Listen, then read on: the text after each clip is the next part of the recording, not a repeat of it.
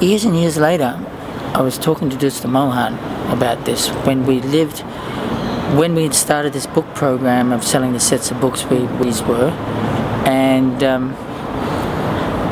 so Dusta Mohan, we were talking after many years, and he was describing his situation that after Prabhupada had been in 1973, he also hitchhiked up to Brisbane, but he didn't know where the address was, so he went a little bit further with the people. Now we're going to Noosa, so he got off at Noosa, right? And it just so happened the devotees from Brisbane had left Brisbane a day or so, that day or the day before, and they were going to go up to Townsville or Cairns or something. So there was a van full of devotees, brahmacharis, had left Brisbane. So somehow or another, then he met them, found the address, and went back to Sydney. So on that particular day, the devotees were there, Dusta Mohan was there, and I was there, but I only sort of that day I sort of made the decision, nah, this is all a waste of time. I've actually really got to give up all this so-called education and arta attachment and just stay at the temple, So Dusta Mohan was there in Sydney. We formed this BBG party, and we went and did a course with, with Encyclopedia Britannica to try to figure out how they did it. While I was in Melbourne by Balaram's mercy, I had a mini cassette tape recorder, and I used to go up to these stands in malls and shows and things like that. Encyclopedia Britannica had their really hardcore, high-powered salespersons trying to sell you a set of their books, right? So I'd go in there and I'd be taping the whole thing, and I'd go through the whole motion of everything, posit the certain types of questions. Is this something you think you'd enjoy, Mr. So-and-so? Yes.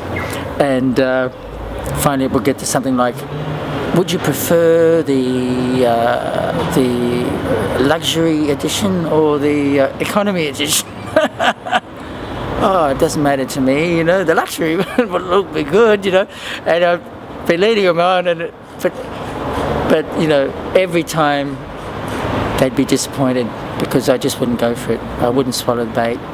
I'd just say, yeah, I'll think about it and go, but I had, and I'd listen to them again and again and again. So then finally we went round to Encyclopedia Britannica, and it must have been very unusual. There was a head office in Sydney, right? So we had on the party Karshana, Prahlad Bhakta, I think would have been on the party, Yaso, Purana, Brigupati, and myself. So we all had wigs. In those days, we liked to have a shaved head, but at the same time we thought maybe people wouldn't buy a book if we had a shaved head. So this is something that Tripurari Prabhu introduced in about 1974. He came to Sydney, Double Bay Temple, and he was explaining to us that there's a phenomenon in America now. They're building these big shopping malls, and that's the best place to distribute books in rather than on the street. So he personally took us down to George Street in Sydney and bought some civilian clothes for us, right? The cheapest you could possibly find, right? And the wig he got us was a $5 wig, right? And it looked like some scarecrow or something. It made it so much harder for us to distribute books. Anyway, he told us, in the long run it's going to be good. So the scores really plummeted for a while, and we used to take trains, go to the suburbs, these malls, but the malls in Australia were only half built, but they were starting, Westfield, So, and we'd always be, in anxiety about the security finding us, And not only that, as soon as we went from devotional clothes, at that time, just give you a bit of perspective, when we were just distributing books in devotional clothes, a good day might be, we might collect $120 or $140 a day, or $100 or something like that, and many, many books, right? It was very easy. You just show them the book. Okay, sorry. Distributing in Adodi was ecstatic. I couldn't really understand why we were sort of being encouraged to do it in the plain clothes, and so, people actually enjoy seeing the devotees out there.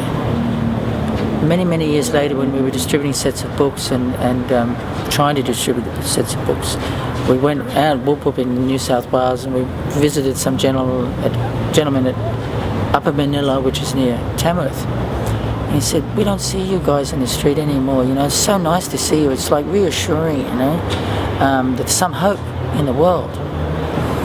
So anyway, we dutifully took it up to dress in civilian clothes, and our scores, probably, if you want to call it a school, it's not really a school. We weren't into making money. We're into distributing as many books as possible. You know, we are interested in taste. We wanted ecstasy, bad, and we were getting it every day. When you get out in the street, it's a real austerity, a struggle with the mind, a fight. But once the nectar starts flowing, then you know you can't stop. So it was great to be dressed in devotional clothes, and you didn't really have to explain who you were. You just showed them the book and said, well, they cost us something to print. We want to just give out as many as we can. Do you think you can manage a little bit of a contribution to help with the publishing cost? Sure. How much? Well, you know, a book like that, it's only limited printing. Look, 2,000 copies, and lots of nice colour plates, commissioned especially for this, you know, edition. Something like that might cost $50 in the shops, but you know, just give what you can. I mean, some people give $10, some people give $20, some people give $5, some people give $2. Just give what you can. And I'll be thinking, well, maybe I'll give you $5. No loss in giving $5, because the books were costing us $2 at the time. $2, a bit over $2. So, with a little bit more encouragement by an expert distributor, they might give a little bit more, and then you just say, well, look, here, take. This is the way I would do it. Say, look, I'll tell you what. We've actually got a number of these, and we've got sort of like a set of these. We'd have 5 different volumes of Bible Time, something like that. So, tell you what, if you can manage another 5 or another 10 or something like that, here, take the whole set. You know, so they've given 5 for 1, they give you another 10, or maybe another 15, or maybe even another 20. You give them the whole 5 of them. They still think it's a pretty good deal. They're getting a better deal. And even though it might think, say they give another 10 and you give them 5 books, so they're giving you $15 for 5 books, whereas they might have given you $5 for 1 book. So superficially you might think, oh, well, if I just gave them 1 book for $5, maybe I'd make more profit. I don't know. If you gave them 5 books for 15, or even if it was $10, no, 5 books for 15, so that's 5 2s are 10. It's around about the same profit, but the thing is, they're getting more books, they're thinking they're getting a better deal, so it's good public relations. They're helping the movement more, because actually that $2.50 or whatever the book cost is not actually the printing cost. It's the cost to the temple from the BBT. They've already added their 100% markup on that. So the BBT gets a lot more money, instead of, you know, $1.25, say, as their markup for 1 book selling at $2.50. They're getting 5 times that, you know. So that way the BBT was powering on, the ecstasy was powering on, and at the end of the day there was always more money. If you tried to, you know, calculate profit and loss, it was like an inverse relationship, and you know, people weren't, you know, you didn't feel that ecstatic, and people weren't getting ecstasy. But when you just kind of gave, people gave, and there were always some people. There was always somebody or some people who would say, "Oh, look, I really can't take the book, but keep the money anyway." So that's all adding up. So that way we were able to maintain the temples in a very humble, kind of unassuming way, and it was good. It was austere. We slept on the floors. We had the cold baths, and you know, it was great training. So then we started doing, well, Tripperary had taken us down to the shop to get us fitted out for, you know, plain clothes, and that was a difficult time. You know, we'd be lucky to, you know, sort of say collect $20 a day or something like that. So we were doing these malls, but after a while we decided, why not go in the street like this? So then it picked up again, because there were a lot more people, less anxiety about, you know, security.